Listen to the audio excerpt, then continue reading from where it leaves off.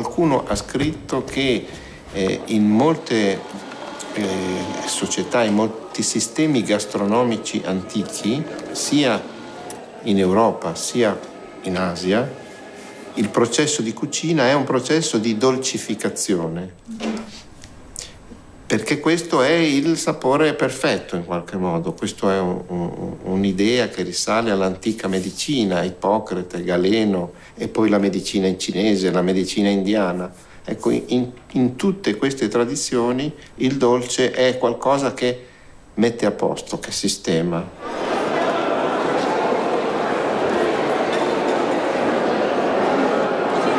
Oggi è caratteristico che il dolce abbia all'interno del pasto un suo posto preciso, di solito il dessert. Il dolce salato è il gusto tipico delle cucine antiche. Nei menù del Medioevo, nei menù del Rinascimento, il sapore dolce segue tutto il pasto, dall'inizio alla fine. Per questo io a volte dico come una battuta spiritosa, se un uomo del Medioevo capitasse in un aereo moderno o in un treno moderno dove l'hostess ti chiede dolce o salato, non capirebbe, perché per lui dolce e salato vanno insieme, si giustificano a vicenda, si valorizzano a vicenda. Tal como o sal, o açúcar é um conservante. Em substituição do mel, foi sendo emprego na alimentação e na conserva da fruta. A ameixa é colhida no pico do verão para que o açúcar natural da fruta, a frutose, possa ter atingido o seu ponto máximo. Uma variedade da prunus doméstica europeia, conhecida na região como abrunho ou ameixa rainha Cláudia verde. Não só muito doce, como também ácida. Depois de confitada, é um alimento apreciado da gastronomia portuguesa. Com a certificação DOP, é vendida como ameixa de Elvas.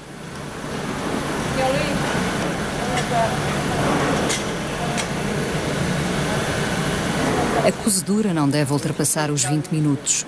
Pouco depois, o fruto é sujeito a uma desidratação faseada. Vai, por osmose, absorver o açúcar da calda, preparada em tanques.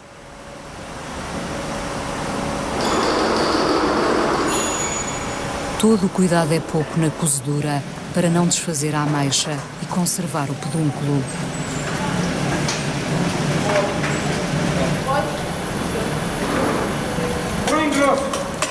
Dois meses de confitagem. No fim, a conserva perfeita. O teor de açúcar total é de 75 graus Brix.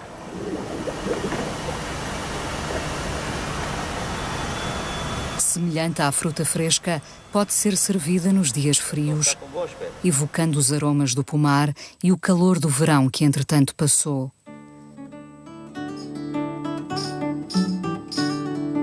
A doçaria é uma arte que ao açúcar deve quase tudo. A planta, a cana-do-açúcar, fascinou na Idade Moderna confeiteiros e pintores. Nos últimos 5 séculos, o açúcar moldou o paladar dos europeus, não apenas com simples geleias. Ao lado da prata, do vidro ou da porcelana, o doce garantiu também o seu lugar na história da mesa. Oggi i medici dicono lo zucchero fa male. Com'è possibile questo? Questo è possibile perché abbiamo perso il senso della misura. Il passaggio dal veleno alla medicina o dalla medicina al veleno non dipende dalla qualità del cibo, dipende dalla misura del cibo. Como produto de elite, o açúcar viajou de Oriente para o Ocidente. É refinado em Chipre, em Creta, na Sicília, em finais da Idade Média.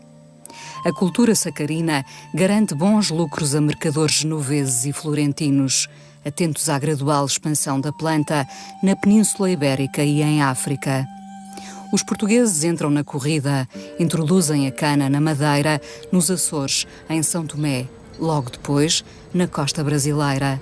Esse e outros negócios mobilizavam Lisboa, onde confeiteiros vendem confeitos, alfenins e alféluas, não muito longe da movimentada Rua Nova.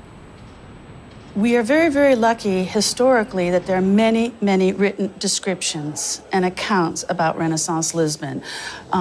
Many by Portuguese historians like João Brandão, Cristóvão Figueiredo.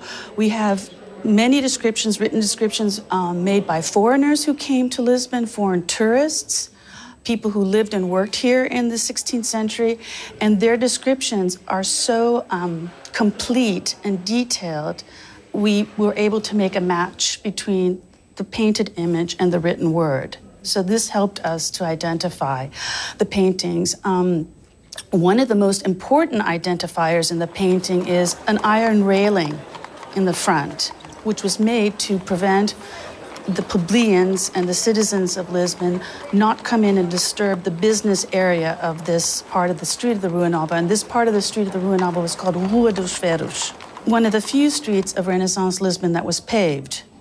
And it was a building project. The paving of the Rua Nova was a building project that the Crown was very much interested in supporting and financing. It was important for them. They used this street, the Rua Nova, as a bond street or Fifth Avenue. So paving was important because other streets in Lisbon were not paved. Imagine you were a small medieval kingdom around 1500. Vasco da Gama comes back, opens the sea route to India, and now you're king of the world, Dominus Mundi. So Manuel I was very, very interested in changing, and Dom João II before him, Manuel I, and Dom João III. These three monarchs were very interested in changing the urban fabric of Lisbon from a medieval city with small winding streets to a city that was a new Renaissance city and queen of the world. And it was all concentrated in this baixa, in this area, in and around the Rua Nova. What is today the Praça do Comércio was Terreiro do Paço, the Lisbon Palace, and the Ribeira das Naus. That whole area was the most important nerve center of Portugal's trade empire.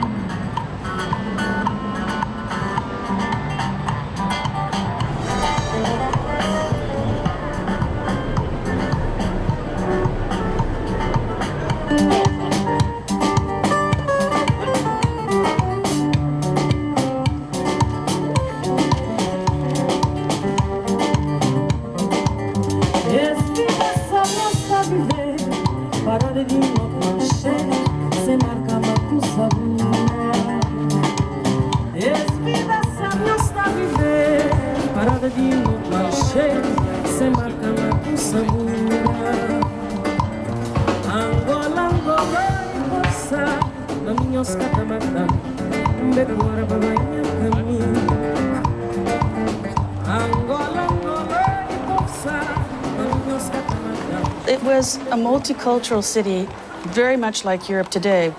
You had Tupinambam Indian slaves, you had blacks from West Africa, from the entire coastline, Chinese slaves, Indian slaves, merchants from all over Europe, from Flanders, from Italy, from Germany. Many, many Germans lived in Lisbon at this time. It was good business. Some shops were just banks and exchange offices, like the Fuggers had an office there for exchange of money and financial transactions, giving credit and things like that. And then there were other shops that sold, for example, just Chinese, meaning blue and white, meaning porcelain, or shops that sold carved rhinoceros horns, etc.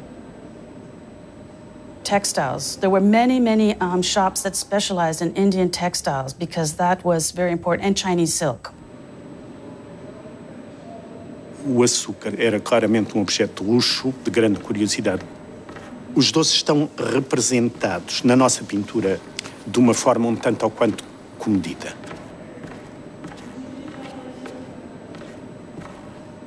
Há visitantes italianos que dizem que Lisboa cheirava a peixe frito e grelhado por todo o lado, porque as pessoas vinham com o fogareiro, punham o fogareiro na rua, cozinhavam ali, à noite levavam o fogareiro já com as brasas que servia para aquecer, e aparece aqui este pote que parece ter qualquer coisa como açúcar ou aqui uma espécie de queijada. Este fogareiro que ainda podemos ver, a forma é a forma que ainda hoje se faz e era a base da cozinha. Depois a senhora com os ovos, que vai... Este é o fundo já de penar a galinha, o depenar da galinha, os ovos, os doces, o açúcar, o mel, enfim.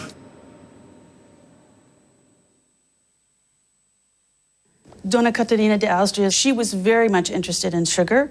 She had the right from the king, her husband Don Juan III, to have a certain percentage, annual percentage of sugar from Madeira. So she was given a certain quantity, and she then distributed this quantity of sugar between her various palaces, and it was used at different levels at her court. From the botica, for the apothecary, which she then used sugar for medicine, because it was believed at that time that sugar had certain healing properties. Then it was also distributed quite carefully. She monitored this quite carefully in her kitchen for cooking, and so many recipes for banquets at the Lisbon court included sugar, a very interesting menu that comprised of sweet and sour.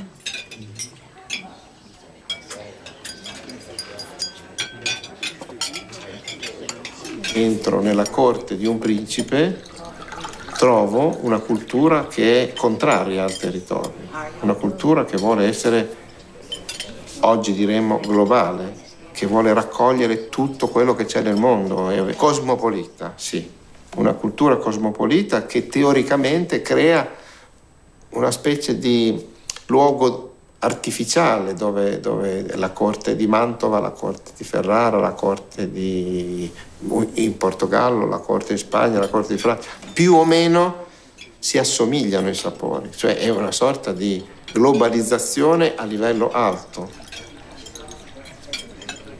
E lo zucchero per molto tempo è stato una spezia praticamente, era un prodotto molto costoso e c'era proprio nelle corti aristocratiche l'idea che il sapore dolce era un segno di distinzione sociale. Se punha na parte de cima uma camada de barro e aí se jogava um pouco de água. E o barro absorvia essa água e ia soltando a água. E essa água ela passava entre os cristais de açúcar e ia liberando as impurezas, as fibras, enfim, o que tinha da cana que não era açúcar, que havia ficado lá. E isso ia caindo pelo bico da forma. A parte de baixo ela era mais escura, porque justamente ia recebendo essas impurezas que não saíam. Então o que se fazia quando se tirava o pão da forma, se separava por graus de pureza. E depois esse açúcar ele era quebrado, era posto ao sol para secar, e conforme o grau de pureza, ele era encaixotado. Eram caixas de madeiras bastante grandes, e que depois elas eram coccionadas com folhas e barro para impermeabilizar, e ali se colocava esse açúcar e se fechava. E aí colocava a marca do proprietário, a numeração da caixa, e mais para frente também se colocava o tipo do açúcar, ou seja, o grau de pureza. Na verdade, o açúcar é a forma pela qual a coroa e os particulares veem como viabilizar o estabelecimento da população europeia no Brasil. Portugal tinha uma experiência longa na produção do açúcar e de sucesso na Madeira e em São Tomé também. E também em Santo Domingo, o atual Haiti, República Dominicana, que apesar de castelhana, teve uma participação portuguesa importante na implementação também da cultura sacarina.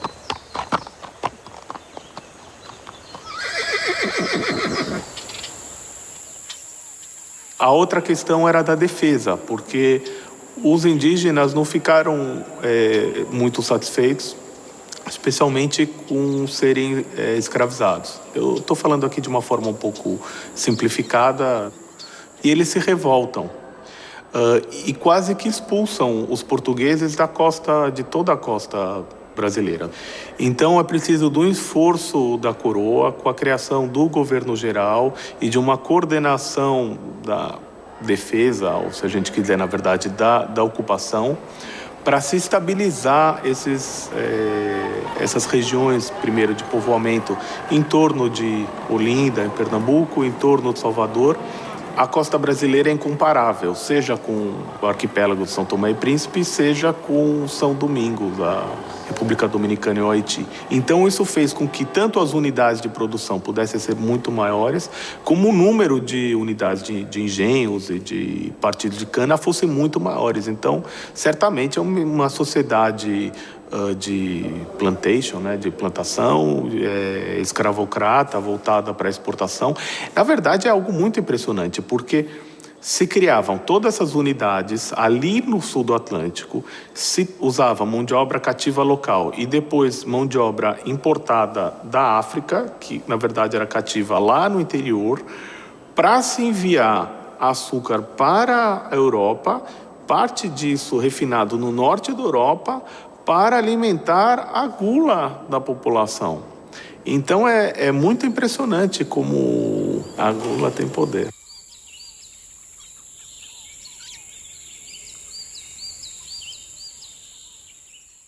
O consumo crescia nas regiões ricas do norte da Europa, o que animava as bolsas. O açúcar branco mascavado ou panela era refinado em Antuérpia, Amsterdão, Rouen, Hamburgo.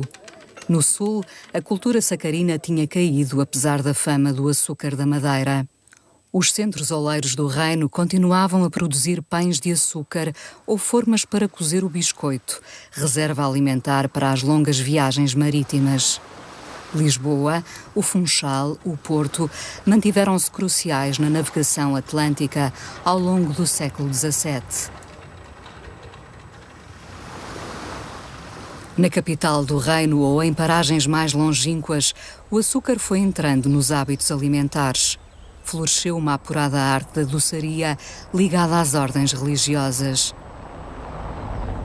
Conventos e mosteiros receberam doações ou tensas em açúcar. Desde a primeira hora, tiveram acesso a esse bem exótico e precioso. All'interno della cultura monastica si è verificato un fatto singolare. Da un lato, una paura del piacere del cibo come veicolo di peccato, e dall'altro però una grande attenzione alla cucina, alla pasticceria, come esercizi di pazienza, di precisione, di umiltà. Questo è il motivo per cui nella tradizione monastica è cresciuto nel corso del tempo questa attenzione al fare. Al fare. A me piace definire questo tipo di cultura come una cultura cristiana zen, cioè l'idea dell'applicazione, della concentrazione, del fare con regole precise.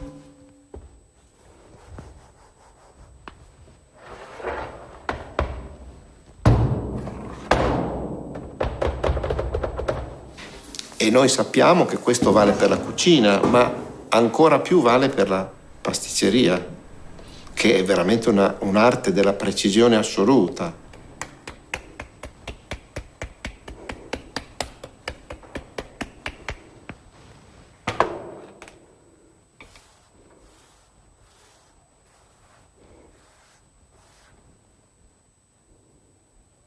Temos que entender quando é que a massa quer ser esticada e quando é que não quer ser esticada. Temos que entender que ela tem o seu período de descanso e quando é que podemos ir puxar ou não. É conhecer a massa e ir olhando para ela.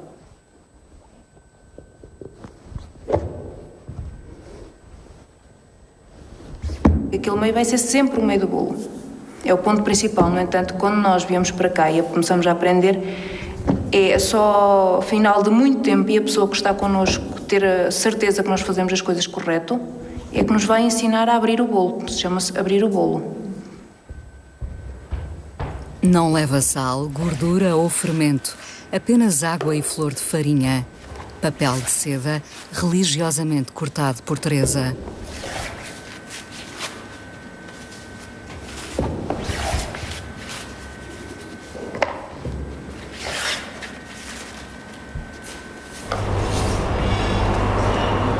Estamos no distrito de Coimbra, na vila de Tentugal. O conhecimento foi passando de geração em geração, do ponto do açúcar ao mexer dos ovos.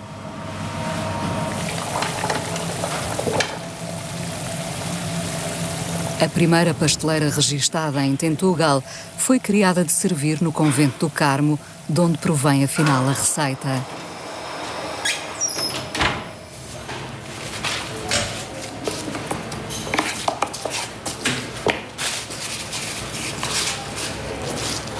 Isabel arma o pastel sempre com 2 cristas.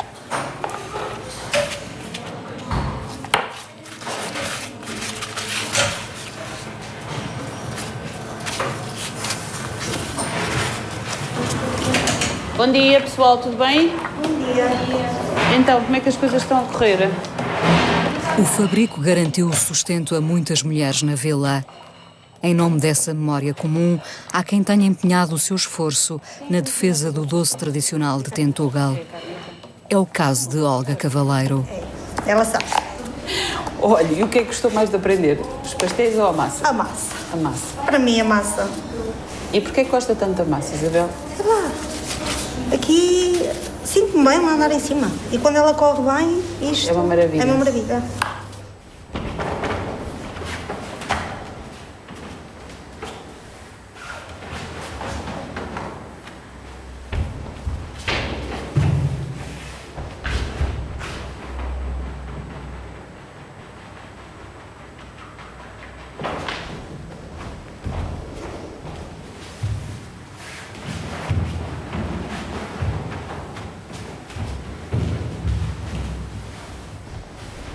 Os pasteleiros da vila produzem em média 10.000 pastéis certificados por dia.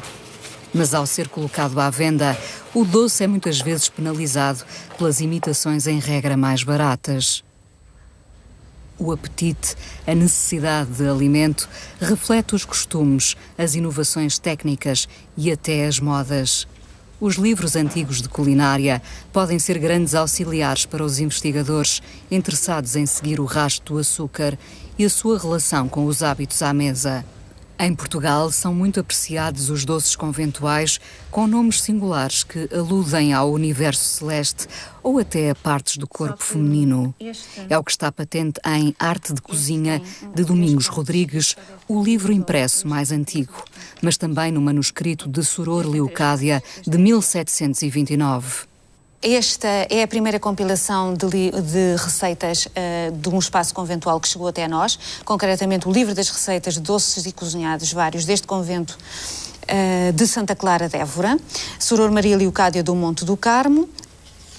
Folheando, temos broas de milho de Santa Clara, barriguinhas de freiras, temos outros, pastelinhos de nata, fatias de Santa Clara, pão de rala, com azeitonas, que na verdade não são azeitonas, não é? São bolinhas de maçapão com chocolate para dar uma cor castanha, não é? E mais algumas. Pensemos que nos espaços conventuais nós temos pessoas de vários grupos sociais. Muitas destas freiras são secundogénitas de casas nobres, com acesso, naturalmente, àquilo que há de mais requintado e de mais caro. Levam para os espaços conventuais e monásticos a sua bagagem do tempo em que viviam. Portanto, têm depois a possibilidade de, nesses espaços de reclusão, no caso feminino, de poderem ter mais tempo, de poderem gostar de fazer. A produção de doces no espaço conventual serve propósitos diversos, não só o consumo da própria casa, como também o facto de serem objeto de oferta aos familiares, oferta aos confessores, aos médicos, aos servidores de alguma forma, como inclusivamente uma fonte de receita. Daí a serem criações originais dos conventos, nada, absolutamente nada prova isso. As freiras não faziam e não deviam, pelo menos, embora alguns visitadores se queixem, mas não deviam estar sempre em festa, não é? Hoje em dia há pastelarias por todo o lado, toda a gente come doces quando quer e lhe apetece, mas tradicionalmente não era assim. Tradicionalmente os doces eram feitos em certas alturas. Havia doces que só se faziam no Natal, doces que só se faziam pela Páscoa, doces que só se faziam pelas festas do Espírito Santo, pelo Pentecostes, e isso criava uma certa relação entre a festa litúrgica e o consumo do doce, que se reflete em alguns nomes curiosos, não é? Nos papos de anjo, nas barrigas de freira, enfim. O que nós podemos ver pela Josefa Dóbitos, pelas representações dos doces que ela tem, é que eram doces muito trabalhados no seu aspecto. Por vezes têm palitos rendilhados, espetados, em que o palito é trabalhado até ficar quase um cravo. São postos sobre papéis recortados, as massas que cobrem os doces são trabalhadas, onduladas, são feitos cordões, tudo aquilo dava muito trabalho, tudo aquilo exigia, como as festas, não é? Uma lenta preparação, um grande esforço para depois estar tudo aproveitado e ser ritualmente comido nesses momentos festivos. As naturezas mortas da Josefa Dóbitos estavam presentes numa série de casas nobres que as compraram na altura e passou a ser, se quisermos, um tipo de pintura que se associava muito a uma certa nobreza e antiguidade de modo de vida.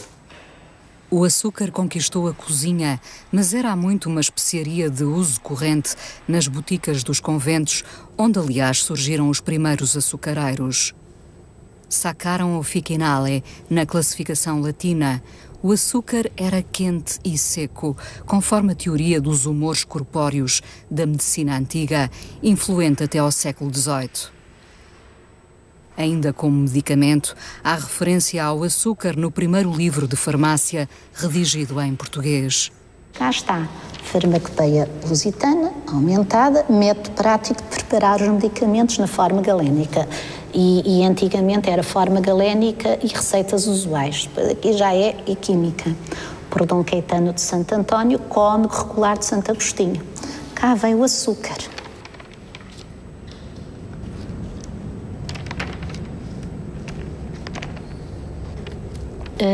Há a ideia de que é uma profissão ou uma área de atividade masculina, mas a verdade, quando se faz investigação, é que se encontra também nos conventos várias boticárias.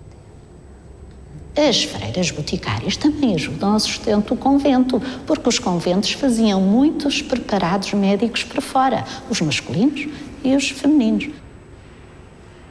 Os remédios complementavam as purgas, as sangrias, os clisters utilizados em Mafra e nos demais conventos.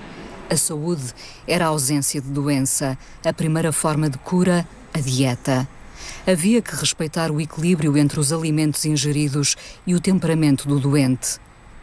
Portanto, nós vamos ter electuários, vamos ter xaropes, vamos ter julepos, que são como xaropes, mas com frutas, que o nome vem do árabe, vamos ter as conservas, vamos ter os cônditos, vamos ter os ingredientes confitados, ou seja, confitados em açúcar. Como estamos em Mafra, falemos do senhor que foi o médico de Dom João V. E há uma altura em que chega ao açúcar.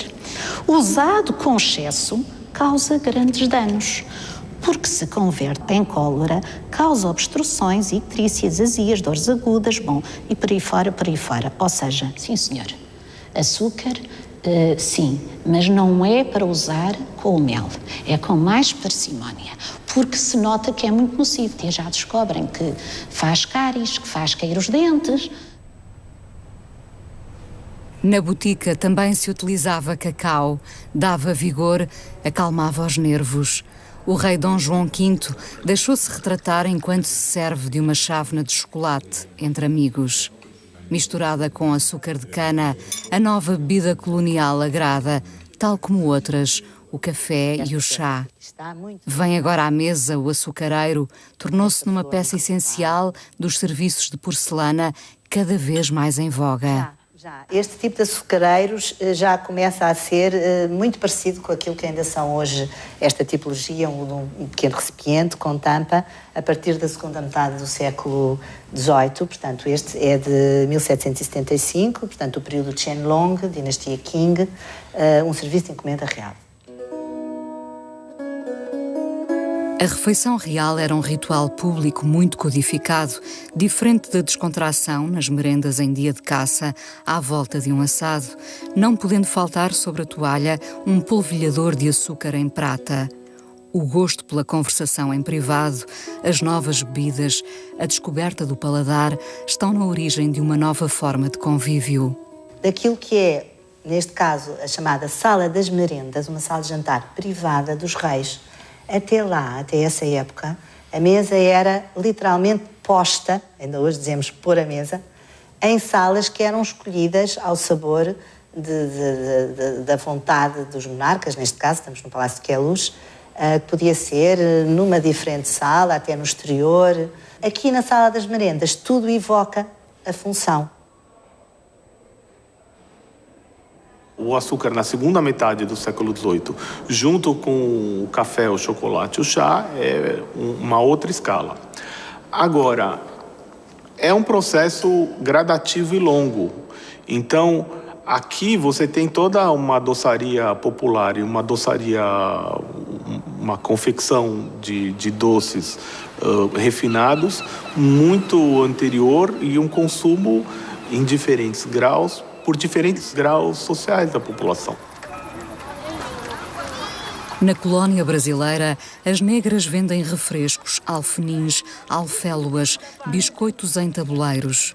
O açúcar mistura-se com a mandioca, o amendoim, o coco ou a goiaba, entre outros alimentos locais. Mas sob as virtudes de um quindim ou dos negócios atlânticos, subsistia uma sociedade escravocrata que marcaria o Brasil e a América tropical até muito tarde.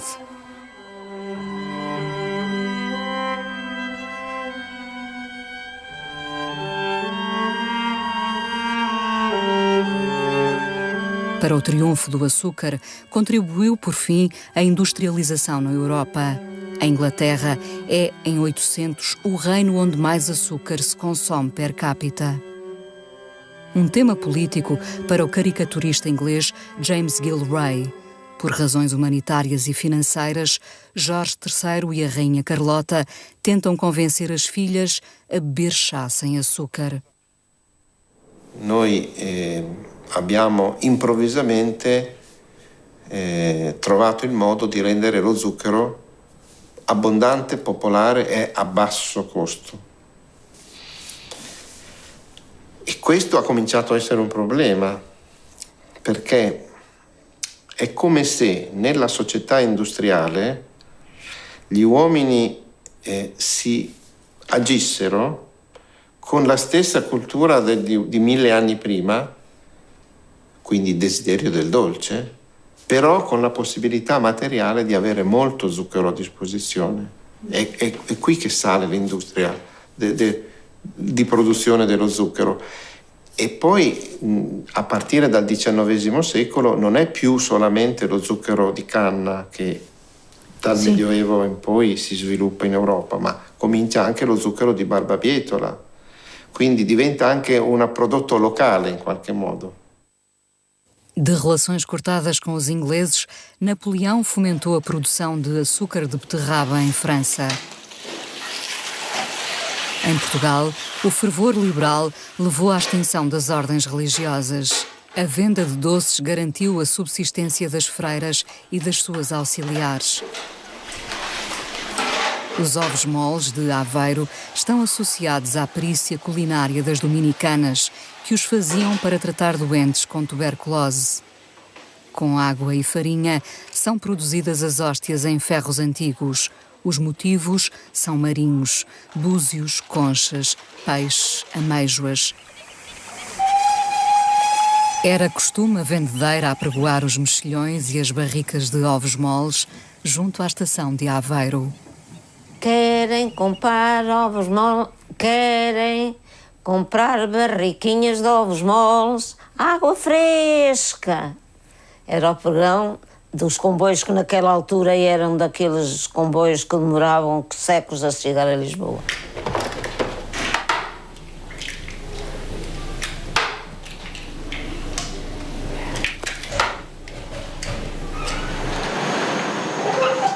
Para a minha sogra, os ovos moles vieram de uma tia, a tia Odília, que trabalhou no convento de Jesus. E foi de lá que ela trouxe a receita.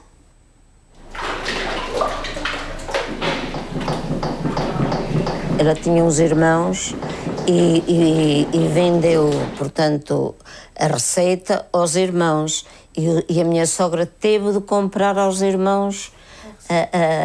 Naquela altura tinha um alvará. Sim. E a minha sogra teve de comprar aos irmãos.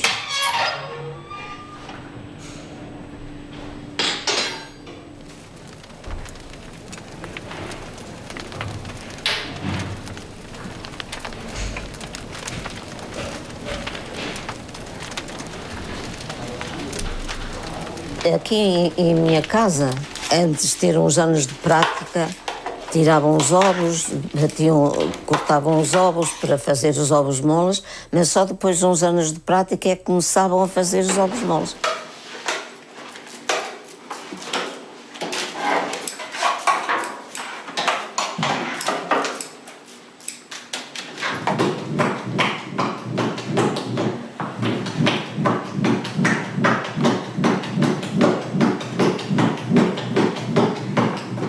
Foi uma promessa que eu lhe fiz quando ela estava a partir.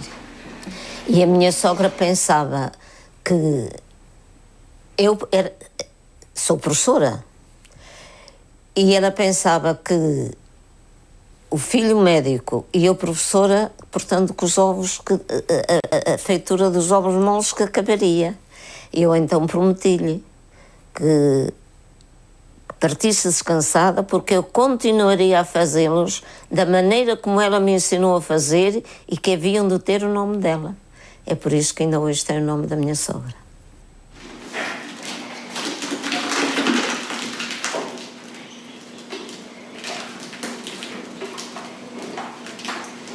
Não podemos fazer ovos moles light, não podemos fazer ovos moles com menos calorias, nada. Não, porque o açúcar é o conservante. Se nós roubamos no açúcar, estamos a desequilibrar uma receita. E, portanto, as freiras de certeza absoluta que fizeram centenas de experiências para chegar a esta receita. E esta é a receita equilibrada. Se nós roubarmos num lado, já não é a mesma coisa. Envolto na hóstia de farinha, perfeito é o doce cuja massa seja consistente, tenha brilho, mas não muito, a cor vá do amarelo ao alaranjado e o aroma, a gema e a frutos secos, talvez mesmo a canela, embora a receita não inclua qualquer tipo de especiaria. Os doces certificados pelo painel de prova, como é o caso dos ovos moles de Aveiro, garantem que o produto tem uma história verdadeira, um perfil culinário regional. Nós temos, de facto, muitos doces que vão aparecendo associados e repetidos na história dos livros da culinária portuguesa. E aí pode-se fazer um grupo até bastante amplo. Parte destes doces têm uma filiação regional muito demarcada. O regionalismo, naturalmente, que é forjado ou forçado a partir de certa altura, não é? Há toda uma ideia de promoção de produtos locais, mas não é uma coisa tão nova na história da gastronomia, e eu agora já falaria não só de Portugal, mas do mundo inteiro. E permita-me que recue aos clássicos gregos e romanos, onde pratos, produtos, vêm conotados com locais. Há produtos de determinado local. Essa ideia de associar o comer, a gastronomia, à prática de determinado ingrediente, a determinado local, é ancestralíssima. Claro que depois ela se torna politizada e transforma-se numa arma de afirmação dos próprios Estados. A arte da confeitaria brilha na mesa nobre em meados do século XIX, mas o açúcar já não é um luxo. perderam valor simbólico as decorações efêmeras à base de açúcar que divertiam os convivas em Queluz. No Palácio da Ajuda, onde residem Dom Luís I e Dona Maria Pia de Saboia, a decoração é oferecida pela Baixela Verrat, pelos dourados de Murano, pelos covilhetes e porcelanas de Meissen, encomendas reais dispostas em rigorosa e pensada simetria. O menu serve de guião a uma sequência de pratos, sendo que o doce assinala sempre o final. Em voga, as gelatinas de frutas, mas mimos diversos foram preparados na copa do palácio. O açúcar está incorporado, faz parte de um sabor que se foi desenvolvendo, mas nunca deixa de estar visível nos frutos cristalizados, glaciados, nos brilhos derrubados de ovos, por exemplo, que fazem as camadas brilhantes nas trouxas, aparecem nos suspiros, aparecem em objetos já de banquete, como os croquembouches, as pirâmides de pequenos chus. O açúcar está muito incorporado ou envolve aquilo que se está a apresentar. O açúcar nunca deixa de ser considerado muito positivamente até aos estudos recentes de alimentação que, de facto, desaconselham o seu consumo. Mas, em termos visuais, ele é omnipresente no século XVIII e no século XIX ele está muito envolvido nas preparações, sobretudo da sobremesa. É uma mesa de 1880-90. Nós temos de pensar que estamos a meio de uma refeição. Ao contrário do século XVIII, em que há uma sala à parte, como por exemplo em Queluz, a sala do dessert. No caso da Ajuda, já houve uma mudança de hábitos à mesa, já estamos numa fase em que o serviço à russa foi adotado e, portanto, com o serviço à russa, a refeição decorre toda no mesmo local, de acordo com o menu. Já se tirou o peixe, já se tirou a carne, tirou-se a sopa inicialmente. Os copos que acompanham a sobremesa são os que ficam. Entra o prato com o lavabo, com os talheres de sobremesa e o guardanapo. Pomos o guardanapo no colo e entram os frutos. E os frutos, por natureza, vão dar a cor toda à última coberta, à última fase do jantar.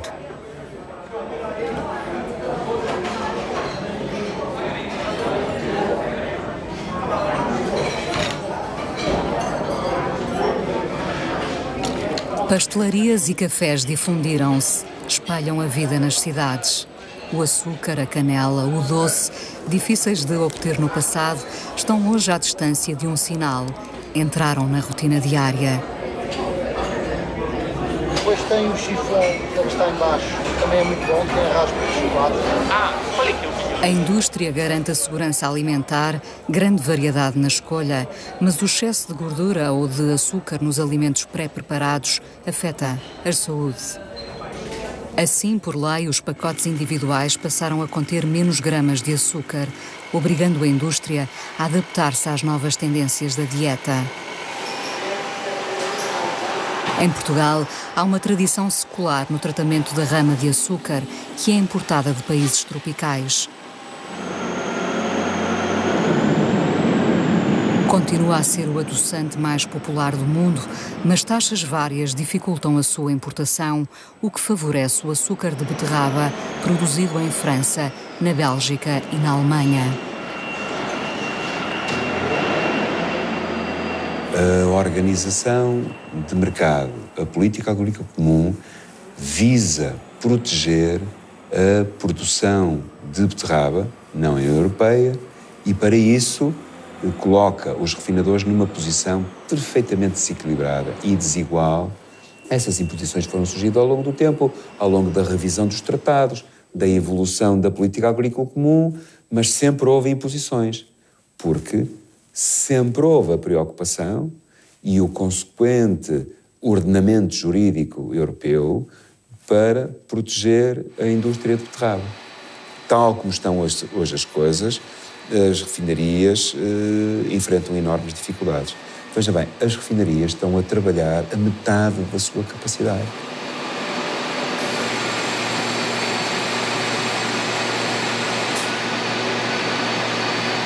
Imagine, o Brasil é o maior produtor mundial de açúcar. Facílimo ir ao Brasil e encontrar um fornecedor que nos fornecesse matéria-prima ao preço do mercado mundial. É, aliás, ao preço que eles vendem quando vendem para qualquer seu outro cliente. Quando vendem para a União Europeia, têm o acordo com a União Europeia que nos impõe o pagamento dos 98 euros e então nós temos que pagar os 98 euros e ainda, tal como aos outros nossos fornecedores, um prémio. E eu vou caricaturar de novo para eles fazerem o favor de nos fornecer. O mercado está completamente viciado, distorcido e com regras que não são justas.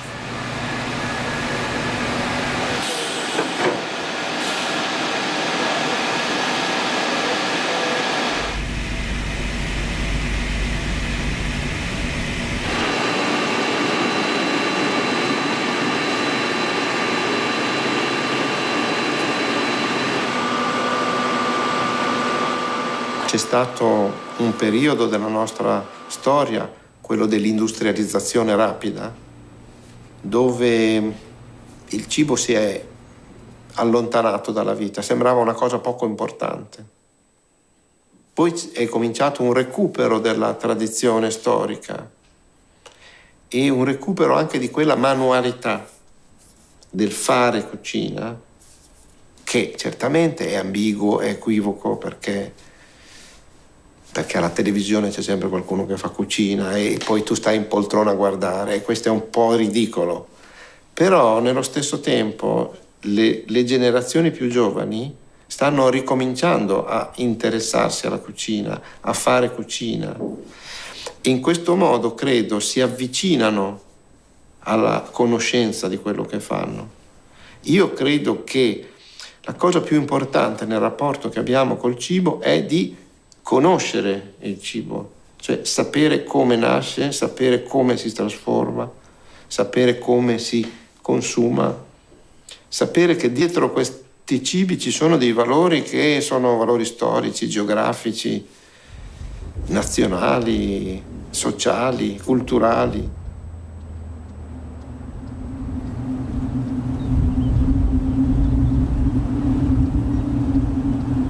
Há muitas memórias físicas escondidas na paisagem. Uma parte da Madeira é uma ilha ainda virgem com a floresta lauricilva, mas uma parte muito significativa do território tem uma ocupação há 600 anos. Portanto, há mais de 600 anos que nós estamos a modificar a paisagem. Os socalcos, as capelas, os moinhos, os solares. Um solar da Madeira não é um solar do norte. Uma quinta do Funchal não é uma quinta de recreio portuguesa, é madeirense. Portanto, há uma série de princípios identitários, coisas que têm fundos distantes, outros mais próximos, mas que criam aqui no meio do Atlântico um caldo particular. Há uma têmpera própria para ser madeirense. Os engenhos marcam a paisagem da ilha desde a segunda metade do século XV. Bons solos, água, clima úmido e quente. A planta importada da Sicília adaptou-se bem. Na primavera decorre a colheita. Os 5 engenhos ativos na Madeira produzem mel de cana ou então aguardente para consumo interno de madeirenses e turistas. Em Porto da Cruz, labora um engenho histórico com maquinaria do século XIX, onde só se produz rum agrícola, importante para a poncha, a bebida típica da ilha.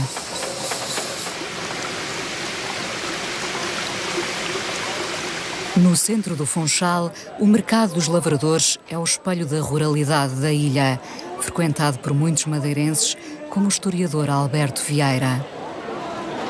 A parte do tronco próxima da terra é aquela que é mais doce. E quanto mais se vai alongando o tronco, menos sacarose tem. E, portanto, a tendência, quando quer chupar, é esta parte daqui, que é a mais saborosa de todas, da cana.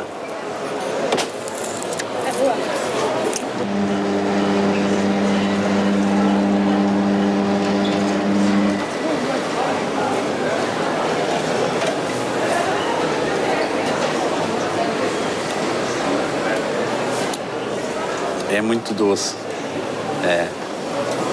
Bebendo um copo destes, tem um pequeno almoço natural. Podemos dizer que a cana hoje subsiste por força do bolo de mel e da ponche. Por caso contrário, já teria morrido. Por fruto da evolução dos tempos, do processo de globalização, em que nós não temos capacidade de competir com grandes mercados e com grandes áreas produtoras, porque nós temos um problema que é grave. Nós temos dos custos de produção mais elevados do mundo. Nós verdadeiramente tivemos 2 ciclos muito importantes do açúcar, um no final do século XV, princípio do século XVI, e um no século XIX. Mas quando nós encontramos o segundo ciclo açucareiro, a Madeira já era muito diferente, porque entretanto tinha tido o vinho e os turistas estavam aí a chegar já. Portanto, o açúcar é uma memória que ficou em muitas circunstâncias do cotidiano. O açúcar mascavado, o bolo de mel, tantas outras coisas, as receitas do Natal. Esta casa era uma casa de grandes receitas de açúcar, de doces caseiros e secretos. Estamos muito perto do convento de Santa Clara e havia muitas receitas aqui especiais, que eram especiais da casa, bolachas muito próprias, de manteiga, que é uma coisa hoje muito fora de moda, não é? Sim. Só de falar bolacha de manteiga as pessoas engordam, não é? Os marmelos eram postos e fazia-se uma marmelada, tirava-se o caroço e as cascas todas, porque havia uma espécie de gourmet de marmelada, que era a marmelada branca.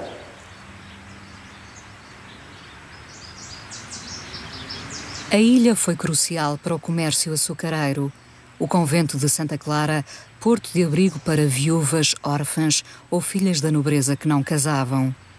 Doações régias em açúcar fomentaram o fabrico de doces e de conservas, como a de laranja, que eram exportadas. Os negócios do açúcar pagavam retábulos e óleos para o embelezamento de casas senhoriais e das igrejas.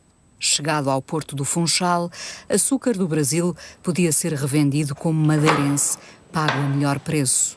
As madeiras exóticas das caixas de transporte eram reaproveitadas em armários copeiros, mobiliário caixa de açúcar. Todos os anos, em dezembro, começavam os preparativos da festa e do típico bolo de mel.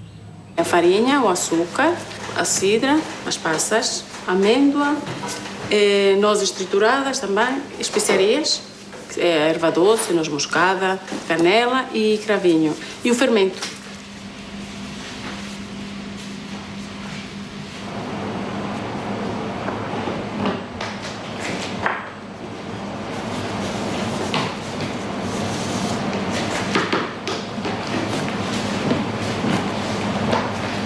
As gorduras que já são derretidas, deitamos a banha, a manteiga e o mel, com sumo de laranja, limão, vinho e aguardente.